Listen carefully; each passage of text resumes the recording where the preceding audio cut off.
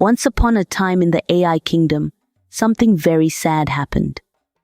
The crown prince named Obu was murdered and he was gone forever. Queen Nea rushed to Prince Obu's room, crying with tears on her face. Her servant Azoka had been waiting for her and was very worried when she saw the queen running in such distress. When Queen Nea entered the prince's chamber, she saw someone dressed like him sitting there, looking very sad. Nea asked, shaking with fear, "Where is the prince?" The prince's servant, Abel, stood frozen, unable to say a word. Suddenly, Queen Nea realized what had happened and fainted. Azoka quickly rushed to catch her, crying out in panic, "My queen, please hold on!" When the queen woke up, she told Azoka everything. She explained that Prince Obu had been killed, and it was all a terrible mistake. Azoka and Abel started crying when they understood that the crown prince was dead, taken away in cold blood, and that the kingdom was in danger. Queen Nea looked at her daughter, with a heavy heart. "My daughter," she said, her voice breaking, "look at what has happened to us." Still shocked, struggled to understand everything. She couldn't believe she was a princess, and that she had a twin brother named Obu who was now gone. Tears filled her eyes as she said to her mother, "I was a princess, but I never got to know my brother. Now he is gone forever, and I can't get that time back." The queen held U's hand tightly and said, "It was not your fault. Please forgive your father and me for not protecting you." U hugged her mother, feeling sad and unsure. "I don't want to lose another child," Queen Nea said. "You must protect your brother's memory, U. You have to pretend to be him. If anyone finds out, we will all be in great danger." U hugged her mother even tighter, feeling both sad and determined. "Mother, it's not your fault. My adopted parents told me that twins are not allowed in this kingdom. None of this is your fault or father's. Please don't blame yourselves." When Nea turned to Abel, her eyes filled with urgency. "Abel, tell me, who else knows about this?" she asked, her voice trembling with worry. Abel bowed his head, shaking. "No one else, my queen. Only U and I knew about the prince's secret. He trusted no one else." The queen sighed with relief, but the weight of their troubles felt heavy. "Good. We must keep it that way. Not a word of this can leave this room. Do you both understand?" she asked, looking between Abel and Azoka. They both nodded, promising to stay quiet. "I will protect this secret with my life," Abel vowed. Queen Nea looked at U, her expression softening. "My daughter, you must now carry your brother's burden. You must be strong, not just for yourself, but for the whole kingdom. If anyone finds out, it will be terrible. Are you ready to do this?" U took a deep breath, her eyes filled with determination despite her sadness. "I will do it, mother. For my brother, for you, and for the whole kingdom. I will protect his memory no matter what." The queen hugged U tightly, grateful for her strength. Azoka stepped forward, her voice trembling. "My queen, what will we do about the burial?" she asked nervously. Queen Nea's eyes filled with sadness. "We will give him a quiet burial, Abel. Make the arrangements, but it must be done quietly without drawing attention. No one must ever know it was Obu," she instructed. Abel bowed deeply. "As you wish, my queen. I will ensure everything is done as you command." U looked at her mother, her heart heavy. "I never got to say goodbye," she whispered. Nea gently touched her face, tears in her eyes. "Neither did I, my child, but we must honor him by letting him rest. He would want that." U wiped her tears, realizing she had lost a brother she never truly knew. But she was determined to protect his legacy, even if it meant giving up her own identity. The weight of the crown now rested on her, and she was willing to bear it no matter the cost. As time went on, U began to live a new life as crown prince, taking on her twin brother Obu's role. It was hard at first, but with the help of her mother, Queen Nea, Azoka, and Abel, she worked hard to become strong. They taught her how to fight, protect herself, and be brave, just like her brother had been. Each day she trained to become tougher, knowing her life and the kingdom's future depended on her. Queen Nea understood the danger of slipping up and told Azoka and Abel to always call U Prince so that it would become a habit. If you accidentally call her princess in front of others, it could be very dangerous, the queen warned. They both nodded seriously, promising to follow her orders. One day, U's grandfather Abba decided to visit the crown prince. He had always been very fond of Obu, not knowing that it was he who had ordered his beloved son's death. Abba often spoke of his dreams for Ubu's future, saying that one day he would take the throne from his father, and then Abba could guide him to greatness. When Abba entered the prince's chamber, he saw U, who was pretending to be Obu, sitting calmly. Something felt different, though. The way U greeted him wasn't as lively as it usually was. Abba, not knowing it was U, asked, "My crown prince, are you okay? Do you need any medicine?" U was trying hard to hide her nerves and answered, "No, grandfather, I am fine. I'm just a bit tired and wish to rest." Abba noticed U holding 2 smooth pebbles in her hand. Curious, he asked, "What are those, my prince?" U's heart raced. She quickly closed her hand around the pebbles and forced a smile. "Oh, these? I started using them yesterday. They help me feel calm," she said. Abba looked surprised but nodded. "I see. You're growing up, my prince. You look more like a girl every day. At 15 years old, I thought you would start looking more like a man." U felt her breath catch in her throat.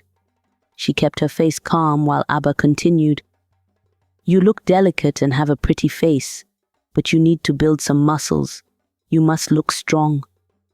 U nodded quickly, trying to reassure him. "Yes, grandfather. I am training hard.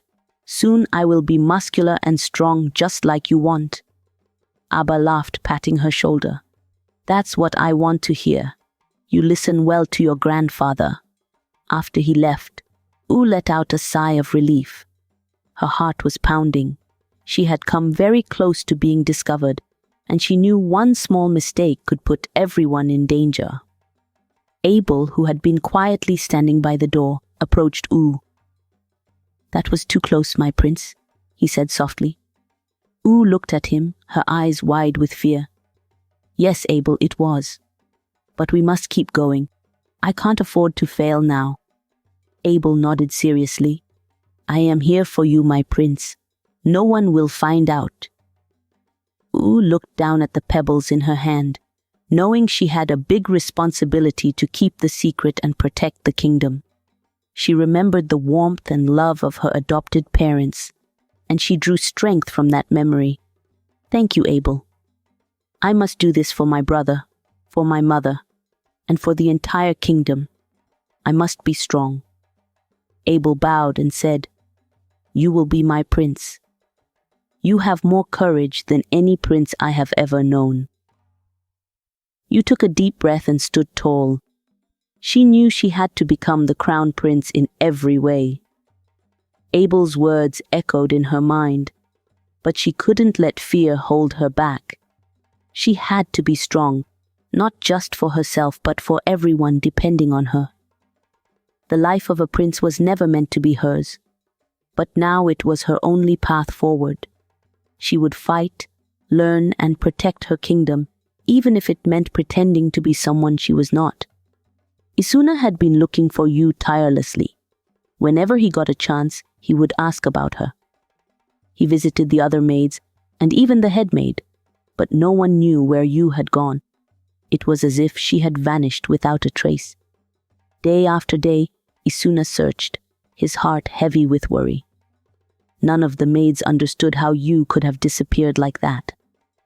As Isuna's determination grew stronger, one day, while passing by the palace, he saw the crown prince and his servant, Abel. Isuna's heart pounded with hope. When you saw Isuna, her heart skipped a beat. She had longed for him for so long, but she knew she couldn't be with him now. She needed to stay strong and not reveal her secret. Isuna's presence brought back all the emotions she had tried to push away. As Isuna bowed, he noticed something peculiar. The crown prince was holding 2 pebbles in his hand. They were the same pebbles he had seen you hold before. He couldn't shake off the curiosity that filled his mind. "Excuse me, my prince," Isuna said. "I am sorry for asking too many questions, but why are you holding those pebbles? They seem very ordinary, and I know someone who used to hold the same ones." Yu's heart raced. She quickly composed herself, trying to sound casual.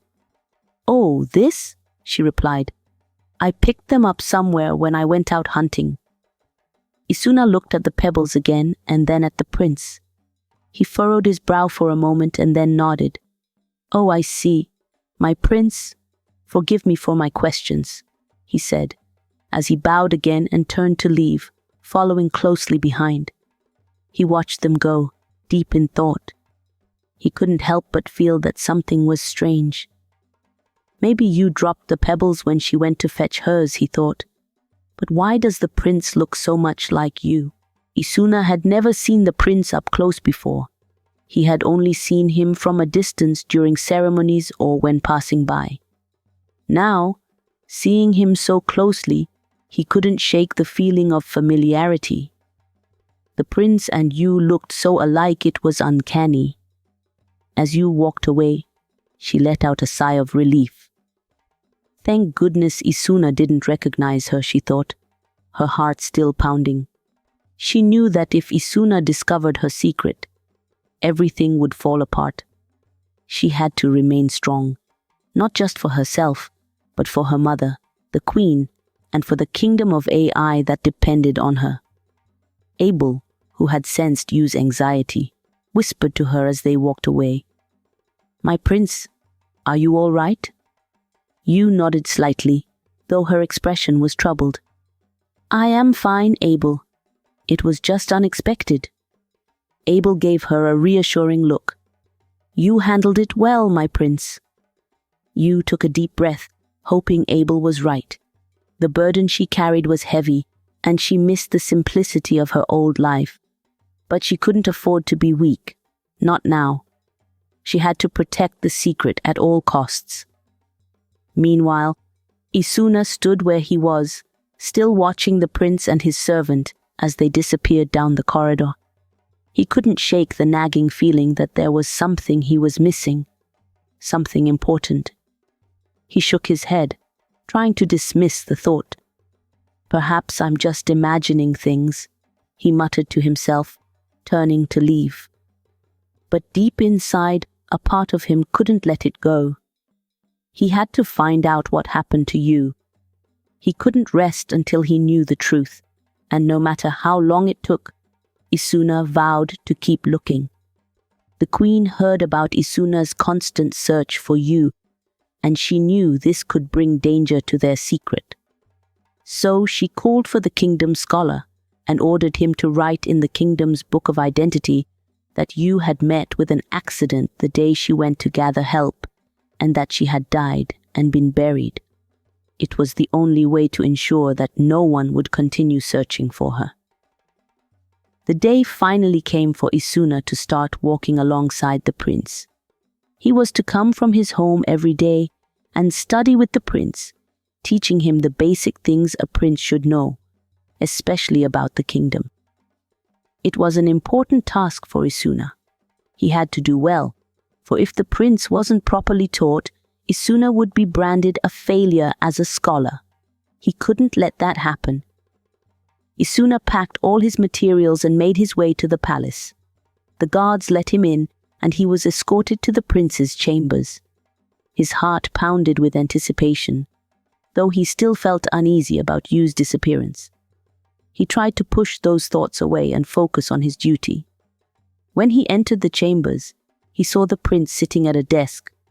"Good morning, my prince," he said. Yu, in her disguise as the crown prince, nodded in acknowledgement. "Good morning, Isuna."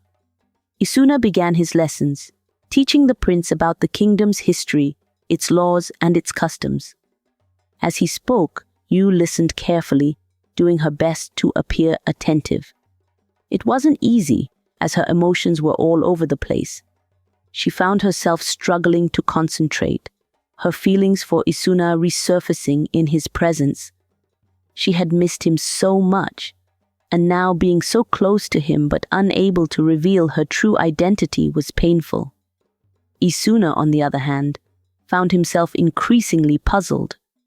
The prince seemed different from what he had expected. He had heard stories of the crown prince being strong and confident, but the person before him seemed gentler and softer. There was something in the way the prince spoke and how he held those pebbles that reminded him so much of Yu. Isuna tried to shake off these thoughts, focusing on the task at hand. But as the hours went by, he found himself inexplicably drawn to the prince. There was something familiar, something that made him feel protective. He admired the way the prince was trying so hard to learn, despite appearing tired and overwhelmed. And then it hit him. He was beginning to feel an adoration for the prince, a strange attraction that he couldn't understand. He scolded himself for such thoughts. "Why would I feel this way about the prince?" he asked himself. "He is a man, and I shouldn't be feeling this way." But he couldn't deny it. There was a warmth in his heart, something he had only ever felt when he was with Yu. He struggled to keep his composure, reminding himself that this was the crown prince and he had a duty to fulfill. He couldn't let his emotions get in the way. As the lesson continued, Yu noticed Isuna's gaze on her. She tried not to meet his eyes, afraid he might see through her disguise. She was terrified that her feelings might slip, that she might do something to reveal herself. She forced herself to stay focused, answering his questions, and even making a small joke to ease the tension. Isuna smiled at her joke, but there was still a hint of confusion in his eyes. When the lesson was finally over, Isuna packed up his materials and bowed to the prince once again. "I will return tomorrow, my prince," he said. Yu nodded. "Thank you, Isuna. I appreciate your effort." Isuna smiled, but there was still confusion in his eyes as he turned to leave, leaving Yu feeling both relieved and broken. What if he discovers the truth? What if her secret is revealed?